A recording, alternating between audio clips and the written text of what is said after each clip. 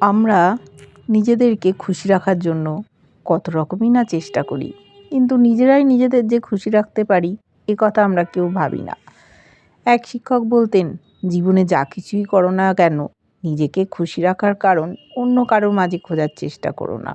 কখনো কারো ওপর এত এক্সট্রিম লেভেলে নির্ভরশীল হবে না যাতে তোমার এক্সপেকটেশন পূরণ না হলে মন ছোট হয়। বিশেষ করে মানসিকভাবে তোমার মন খারাপ, তুমি হেমন্তের গান শুনো, নিজেকে এক কাপ গরম কফি বানিয়ে দাও, বিকেলবেলা মিষ্টি রোদে আপন মনে নিজের সাথে কথা বলো, পছন্দের লেখকের বই পড়ো, নিজের কোনো বিশেষ ক্রিয়েটিভিটি থাকলে সেটা নিয়ে নিজেকে ব্যস্ত রাখো।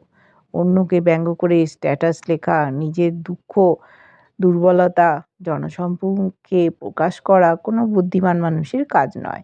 খুব বেশি মন খারাপ হলে রুম অন্ধকার করে চুপচাপ বসে থাকো, যার যার ধর্ম অনুসারে প্রার্থনা করো, পুরনো কোনো স্মৃতি মনে করো, হাসো কাঁদো, যাই করো নিজের সাথে নিজের এমন একটা সুন্দর সম্পর্ক তৈরি করো যাতে নিজের মন খারাপের দিনগুলোতে একটা কাঁধের প্রয়োজন না হয়।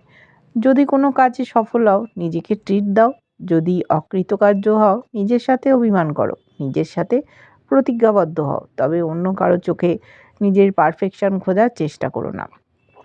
অন্যের চোখ তোমার ত্রুটিগুলোর মাঝে যখন তোমার গুণগুলো খুঁজে পাবে না, তুমি কষ্ট পাবে। পারলে তুমিই পারবে। রেস্টুরেন্টে একা বসে খাওয়াটাকে নর্মালাইজ করতে হবে। পার্কে নিজের সাথে সময় কাটাতে চাওয়াকে হাস্যকর গানে মনে হবে।